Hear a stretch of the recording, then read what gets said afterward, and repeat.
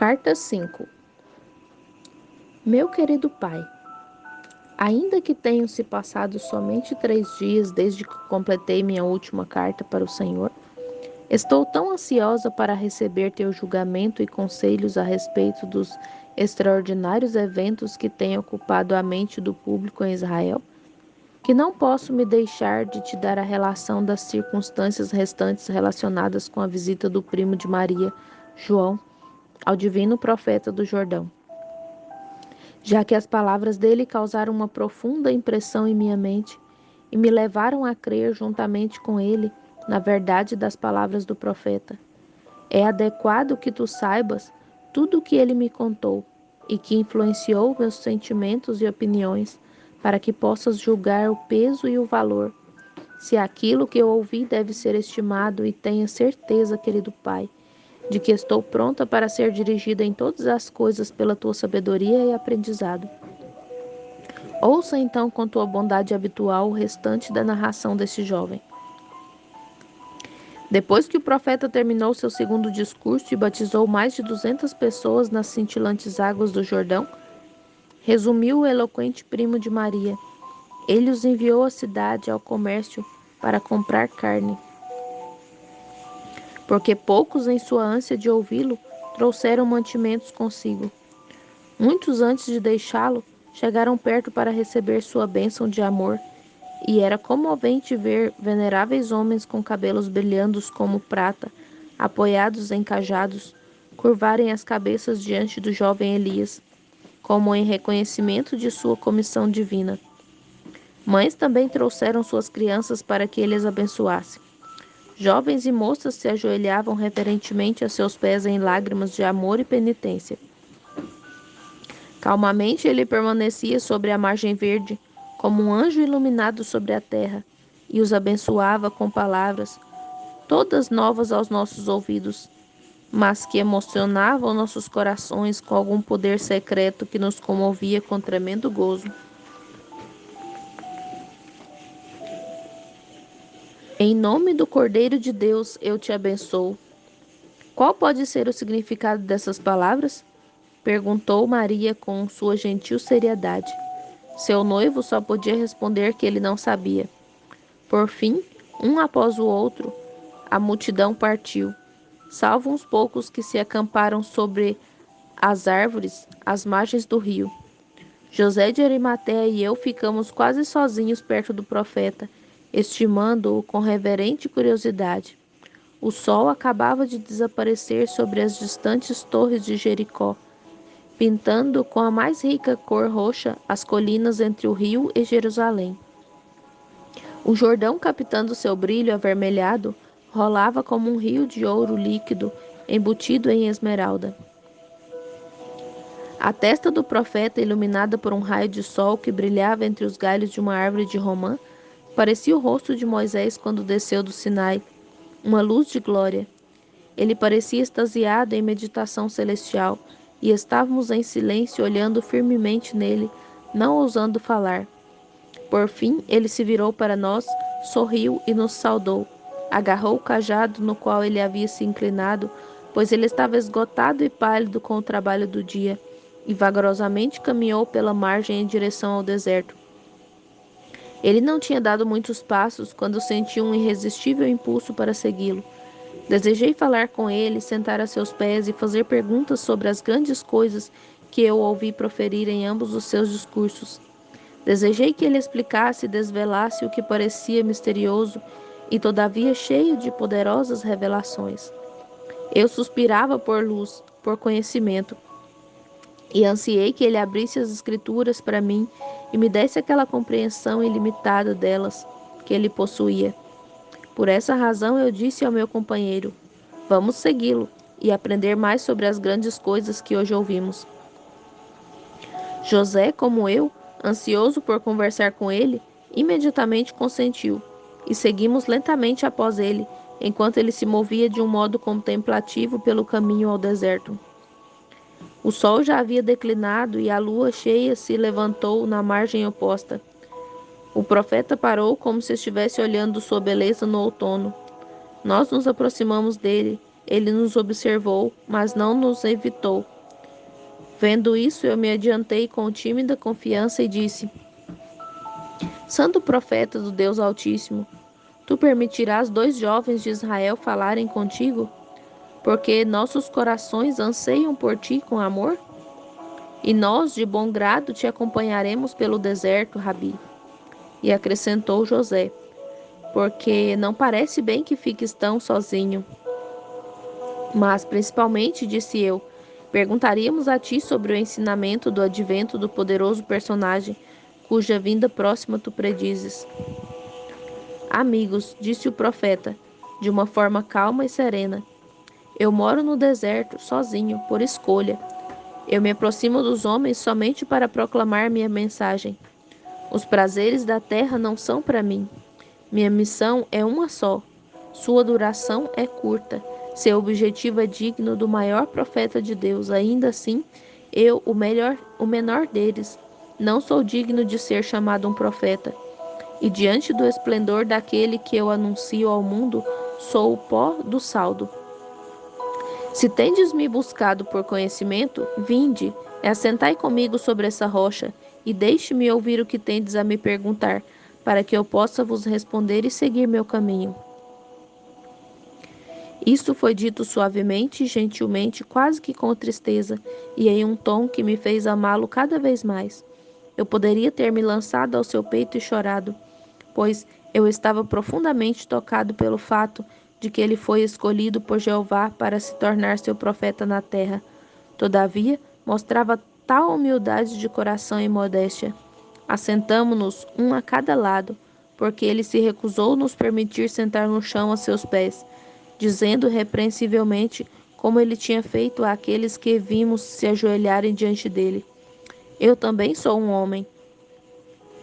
A cena e a hora estavam muito apropriadas para uma conversa como a que teríamos.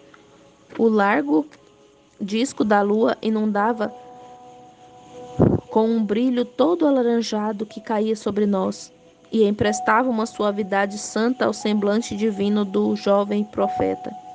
O Jordão, escuro como os corantes da Índia, passava rapidamente aos nossos pés, entre suas margens profundamente sombreadas, enviando aos nossos ouvidos o menor murmúrio do seu caminho pedregoso. Acima de nossas cabeças subia o arco do templo de Jeová, com sua miríade de altares de fogo. À nossa esquerda estava Jericó, não tanto visível, parecendo uma massa negra de pedras em forma de castelos, sem iluminação, salvo por uma tocha de vigia que queimava sobre sua torre mais alta. Atrás de nós se estendia o vasto deserto, triste, todavia formidável em suas desoladas distâncias. Ao longe se levantou no ar, trazido a nós em intervalos, a voz de um cantor em um dos campos. E próximo a nós, sobre uma torre de acácia, sobre uma árvore de acácia, estava um rouxinol oriental, o qual cantava incessantemente seu doce e variado hino para a ouvinte lua. Todas as coisas louvam a Deus. Por que deveríamos estar em silêncio? Disse o profeta. Vamos cantar o hino do entardecer do templo. Ele então começou em um canto rico e melodioso, como eu jamais ouvira dos sacerdotes. Nosso salmo sagrado acerca de toda a criação de Deus. Unimos nossas vozes com a dele, e a maré do louvor flutuou sobre as margens, e o córrego, árvores, colinas e céu.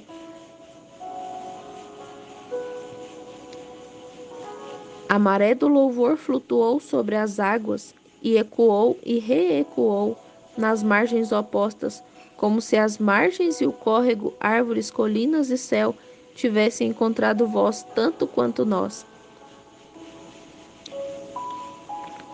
Louvai, louvai, louvai ao Senhor, louvai-o nas alturas, louvai-o nos mares, louvai-o, homens de Israel, louvai ao Senhor, porque ele eleva seu povo às alturas e reina para todo sempre. Louvai-o todos os anjos, louvai-o todos os seus exércitos, Louvai o sol e lua e todas as estrelas de luz. Louvai o fogo e granizo. Louvai o tempestade e neve. Pois ele julga a terra em justiça e reina para todo sempre. Louvai, louvai, louvai ao Senhor. Louvai-o, aves, rebanhos, gados e todos os animais. Louvai-o, reis e povos, príncipes, sacerdotes e juízes. Louvai-o, jovens e donzelas, velhos e crianças. Louvai o nome, que todos louvem o nome. Louvai o nome do Senhor Deus dos exércitos, porque somente seu nome é excelente, sua glória é acima dos céus. Israel é seu primogênito, um povo bem amado. Louvai, que Israel, portanto, o louve. Louvai-o para todo sempre, todo sempre, todo o sempre.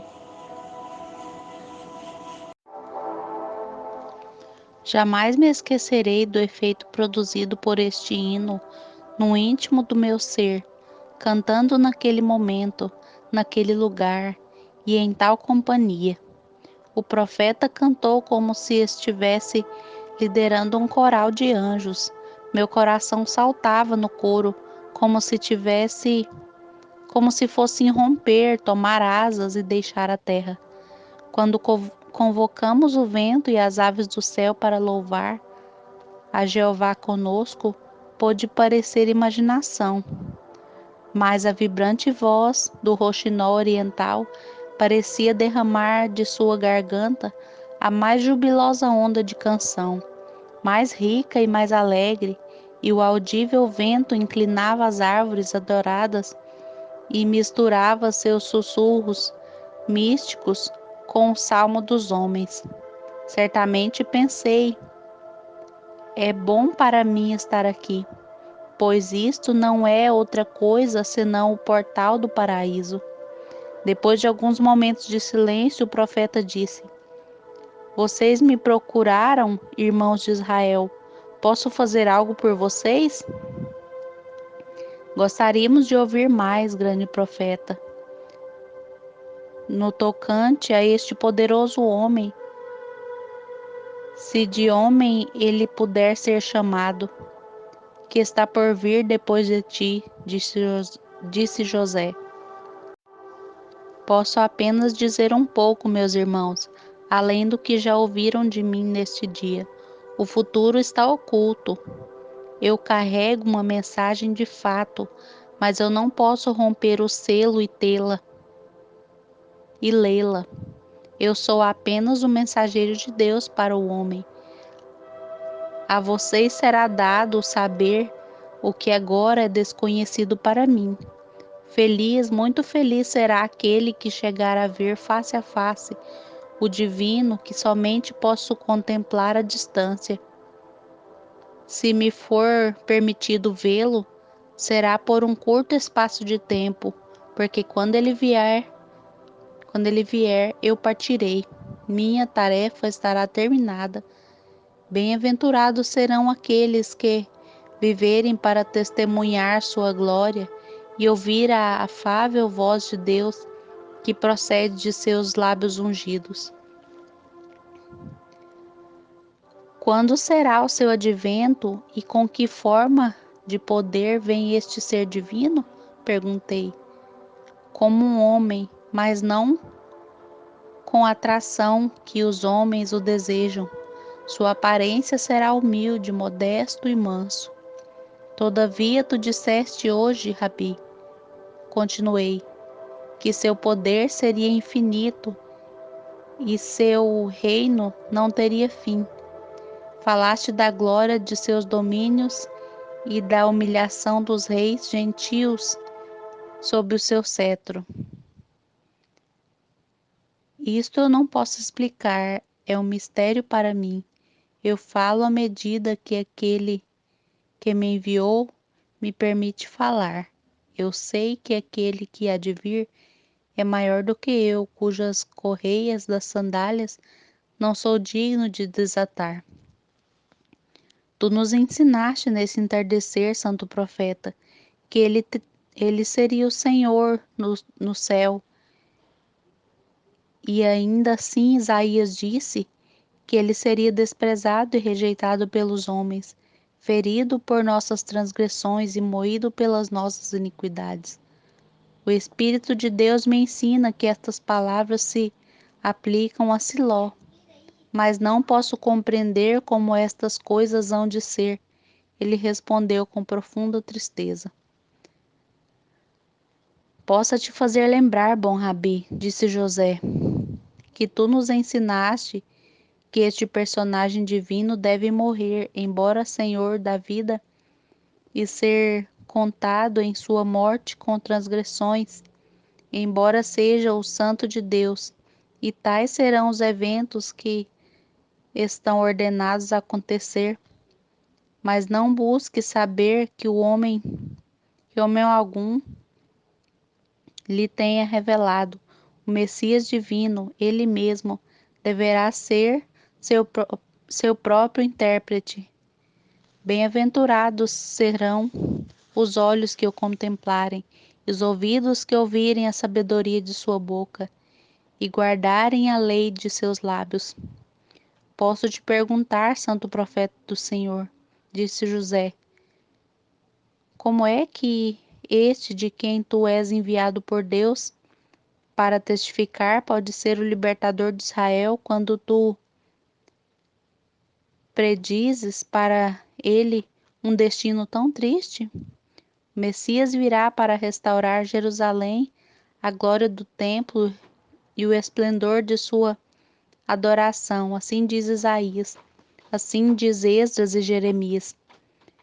Ele será chamado Príncipe Poderoso, Rei, Redentor de Israel, que governará as nações e dominará de mar a mar e do rio dos confins da terra. Nós, portanto, no Messias dos profetas, buscamos um poderoso potentado que deverá reinar em Jerusalém, em toda a terra, e subjugar todas as nações, trazendo seus reis cativos sob o escabelo de seus pés e amarrando seus príncipes concorrentes, diante de quem todo joelho se dobrará.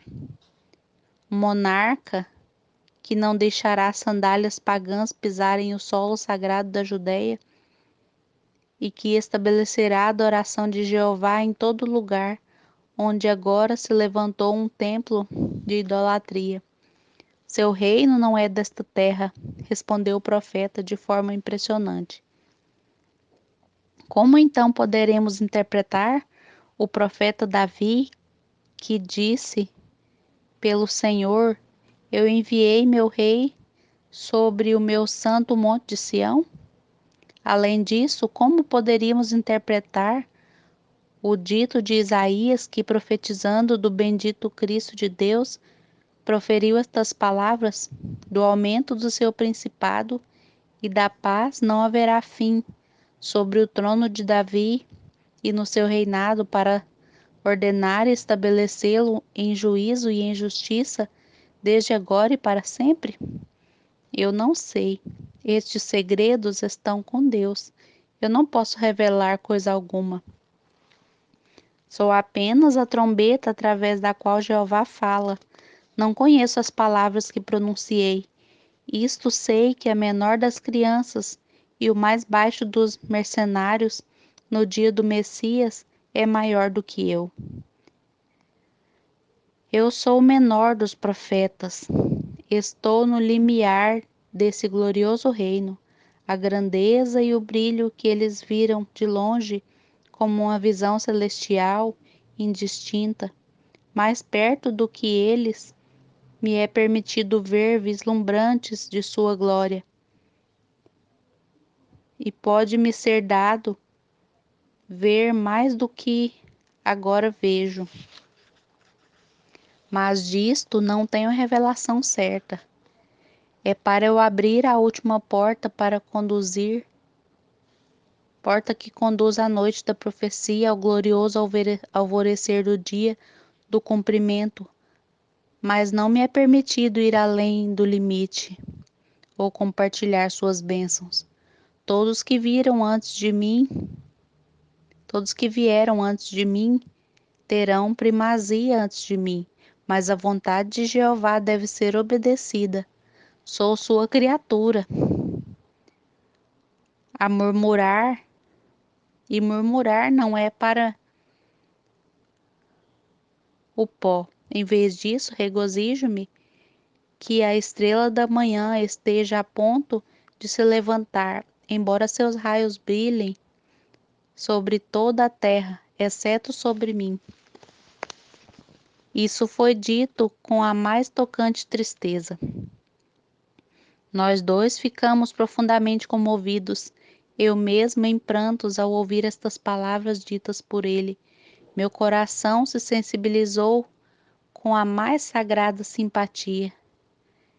Caí de joelhos e beijei sua mão, banhando-a com lágrimas. Ele gentilmente me levantou e disse com uma doce voz: Amado irmão, tu o verás, este do qual eu testifico, e ele te amará, e tu repousarás em seu seio. Ao dizer isso, continuou o primo de Maria, cuja voz estava trêmula com aparente sensibilidade enquanto ele falava. Eu caí em prantos e, erguendo-me, me afastei um pouco. Elevei os olhos para o céu e orei ao Deus de nossos pais, para que eu fosse achado digno desta abençoada honra. E eu também verei este poderoso Filho de Deus? Perguntou José com solicitude. O profeta pegou em sua mão e, olhando para ele com aqueles olhos de brilho profético, disse lentamente em tom impressionante e dolorosamente triste: Tu um dia o terás em seus braços e colocarás em uma cama que tu tens preparado para teu próprio repouso. Tu não sabes agora o que eu te digo, mas te lembrarás disso quando acontecer. Quando assim falou, ele se levantou e, acenando com as mãos para nós dois, foi-se rapidamente para o deserto e logo estava fora de vista na obscuridade da escuridão que pairava ali. Tu ouviste? Finalmente disse José, depois de alguns minutos de pausa. O que suas palavras podem significar? Elas são proféticas de um evento terrível. Seus olhos se retraíram com algum significado terrível. Meu coração está aflito.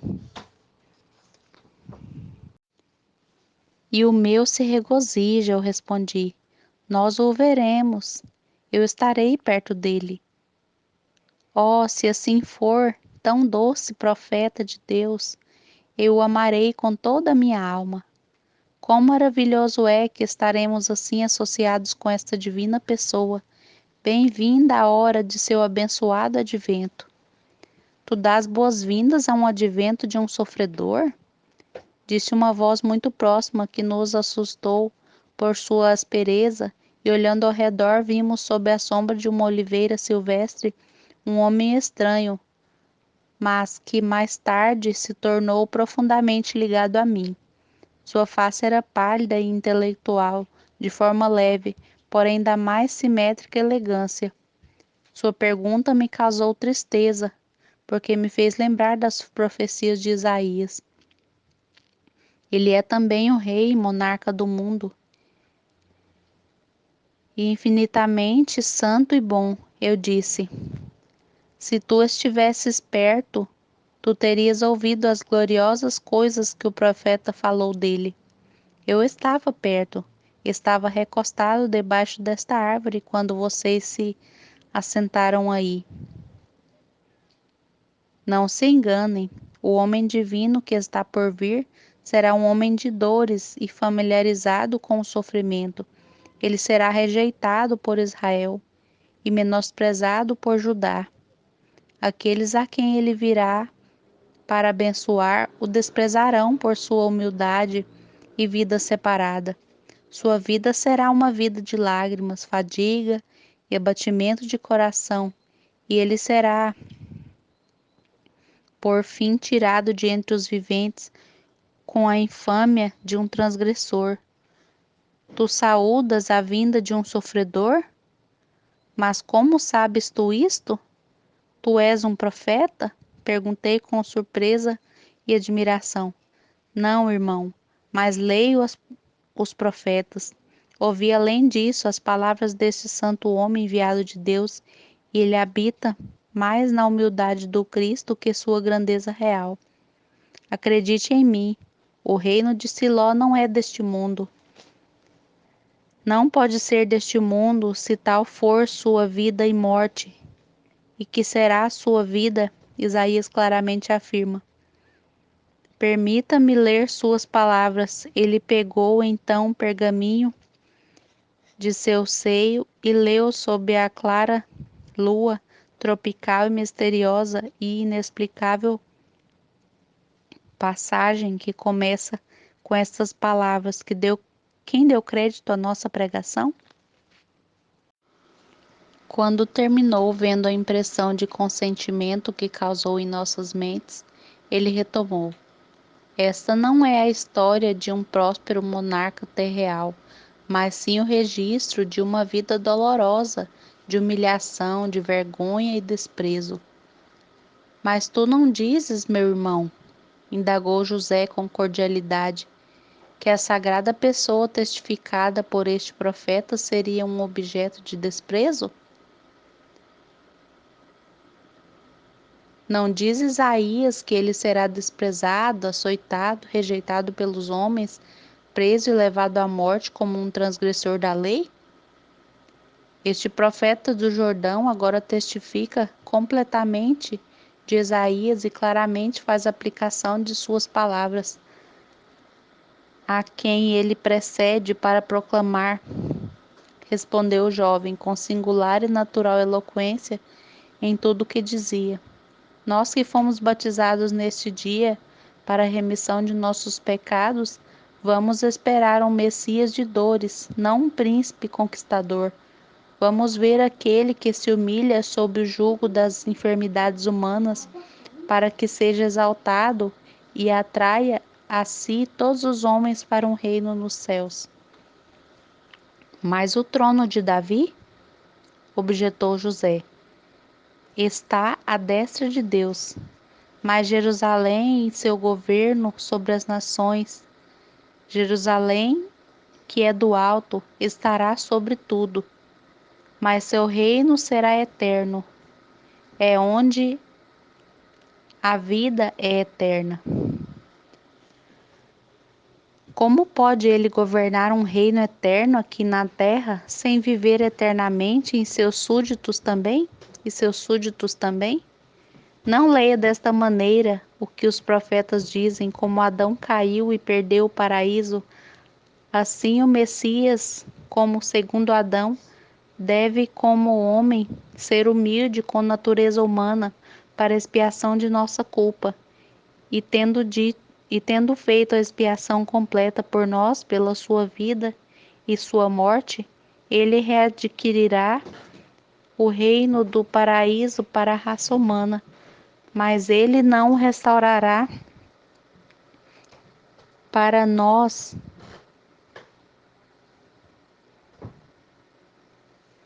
na terra, mas transladado às alturas, onde os anjos ainda o aguardam no reino de Deus. É este o reino que este profeta proclama que está perto, o caminho no qual nosso líder e rei pode andar no lodo do pecado de Adão, que se espalha pelo mundo, porém sem mancha de pecado sobre suas vestes, sendo ele o portador de nossas iniquidades, nós assim escaparemos do castigo. Curados pelas suas pisaduras, seremos livres da pena que nossos pecados demandam. Sobre ele estarão as transgressões do mundo, e por um poderoso sacrifício de si mesmo, carregado como uma oferta pelos pecados, ele fará expiação pela grande família de Adão e restaurará a nossa raça à conciliação de Jeová. Tal deve ser nossa busca pelo Messias. Aí, enquanto esperamos para ele, Vamos misturar lágrimas com nossa alegria e nos humilharmos, porque alguém tão santo e excelente deveria ser destinado a suportar estas coisas por nossa causa. E quando o virmos, vamos nos inclinar a seus pés com grata adoração por seu amor e caridade, por sua misericórdia e bondade, por sua nobre abnegação, por voluntariamente dar-se como um sacrifício por nós. Pois não poderia haver um sacrifício mais valioso ou mais alto do que ele no universo de Deus. Por esta razão, ele se ofereceu de acordo com as palavras do profeta, que diz ao seu sacrifício: Eis aqui venho para fazer, ó Deus, a tua vontade. Quando o jovem falou, ele se afastou, impelindo por um irresistível impulso. Segui-o, tomei-o em meus braços e, abraçando-o, disse: Na verdade, tu és um profeta. Tuas palavras vieram ao meu coração como um eco de uma profecia dos antigos tempos. Não, aprendi estas coisas estudando as Escrituras, ele disse, com franqueza e modéstia angelical. Mas eu tenho sido ajudado, tanto que eu não tenho palavras para lhe dizer, por alguém que tem sabedoria e verdadeira firmeza em si, acima de todos os homens, e por quem eu tenho a felicidade de ter como amigo, já que ele tem quase a minha idade. Se eu sou sábio ou virtuoso ou bom, ou conheço as Escrituras, é porque ele tem sido meu conselheiro e mestre. Qual é o nome dele? Perguntei, pois eu também iria e aprenderia com ele. Ele se retirara do olhar do público, conversa com poucos e evita ser notado. Sem a permissão dele, eu não poderia levar-te a ele. Contudo, eu pedirei a ele, se você desejar. Qual é a aparência dele e onde ele habita? Perguntei, mais profundamente interessado. Ele mora no presente momento em Betânia, minha cidade. Ele é tão amado por nós que nós o detemos como nosso convidado, mas ele fica outras vezes com sua mãe, uma viúva de grande santidade e dignidade de uma senhora que mora em Nazaré, em condições humildes, e ele contribui com seu trabalho para seu sustento com a mais exemplar piedade filial, assim dando um exemplo aos jovens de Judá que nesta idade zombam das limitações dos pais e sob as más obras que negligenciam-nos e não fazem nada para o pai ou para a mãe. Na verdade, ninguém alguma vez se aproximou e falou com ele sem que saísse mais sábio e melhor. Em verdade, dissemos, eu e José juntos, tu tens somente aumentado nosso desejo de vê-lo. Sua aparência deve ser nobre. Ele não possui beleza nem atração para impressionar, mas se vê em sua face uma dignidade serena, temperada com suavidade que controla a respeito da idade e ganha o amor confiante da infância. Seus olhos reluzem com uma luz calma e pura, como se estivesse brilhando no interior de pensamentos santos, e eles fitam em você quando ele fala com uma ternura que é como a luz orvalhada do olhar de uma jovem mãe quando se inclina em silenciosa felicidade e chora sobre a face de seu primogênito. Ele nunca sorri, mas sua face é de um brilho solar suave de raios sorridentes, misturando-se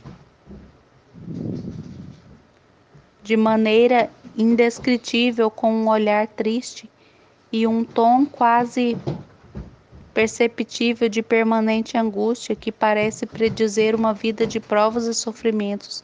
Quando ele lê os escritos dos profetas e nos revela com sabedoria que pode ser considerada como lhe é dada do céu, as grandes verdades que relata por muito tempo esperadas e como nós agora cremos, o Messias que vem chegando parece falar por inspiração, ainda que sem emoção, mas calma e naturalmente, em um tom de voz baixo que nunca se eleva em nenhum momento, sem mesmo nem mesmo é ouvido pelas ruas. Ele deve ser outro profeta, disse José com profunda seriedade. Ele não profetiza nem prega, respondeu o jovem. Qual o seu nome? Perguntei. Jesus, o Nazareno. Nós dois prometemos nos lembrar desse nome, e como nosso caminho a Jerusalém é por Betânia, desejamos muito chamá-lo e vê-lo. Mas neste ponto o jovem se opôs suavemente, até que o fizesse ter conhecimento de nossa vontade de vê-lo. Então ele poderia, se desejasse, nos ver, nos chamar em Jerusalém para ir a Betânia. Assim que o jovem estava prestes a sair, perguntei-lhe seu nome.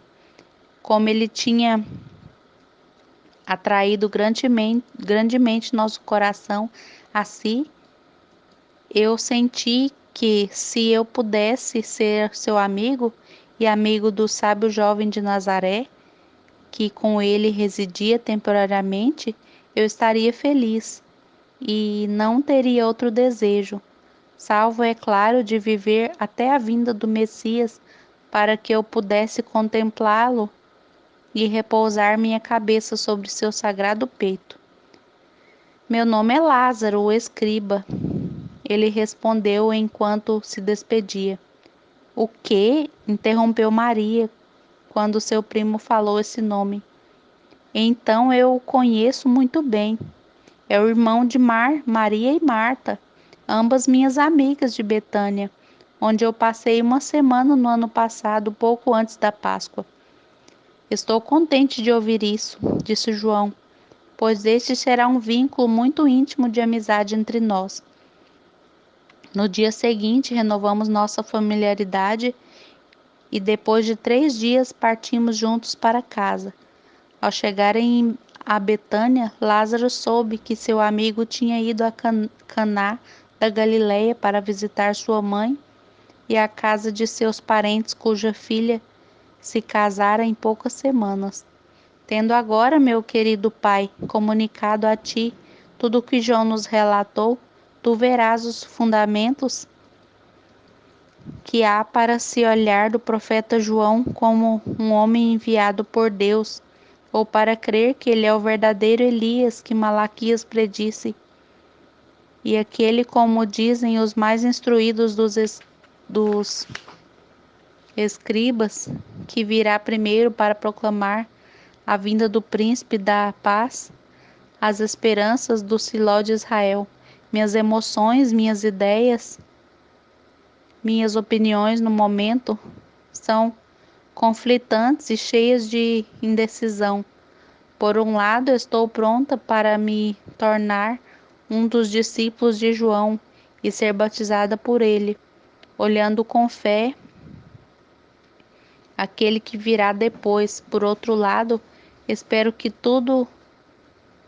isso tudo não seja uma desilusão, pois não parece impossível que seja meu destino viver na era abençoada da vinda do Messias, no tempo para o qual todos os patriarcas e profetas olharam, desejando ver seu dia, mas morreram sem possuírem a promessa, olhando apenas de longe. A grandeza infinita deste privilégio é toda a causa de minha dúvida. Instrua-me, querido Pai, abra-me os tesouros da sua sabedoria. Tu és instruído nos escritos dos profetas. O jovem profeta do deserto ousa verdadeiramente as predições deles em suas aplicações ao Messias? O intelectual Lázaro relatou com exatidão o triste relato da carreira sombria do Messias na terra? Como serão as profecias opostas conciliadas de outra maneira, senão como o jovem de Betânia as revelou? Explica-me com outra interpretação, querido Pai. Como pode ele ser ao mesmo tempo rei e prisioneiro, senhor da vida e todavia sofrer até a morte? Como um reino vasto, com um reino vasto como o mundo, ainda assim desprezado e desdenhado pelos homens. A narrativa trazida por João colocou o rabino Amós para estudar os escritos dos profetas e, de fato, todos os homens estão olhando para eles com um interesse desconhecido anteriormente, porque as multidões que seguem o povo profeta propagam suas predições largamente por toda a terra. Que Deus esteja realmente prestes a abençoar seu povo e se lembrar de sua herança, a Dina.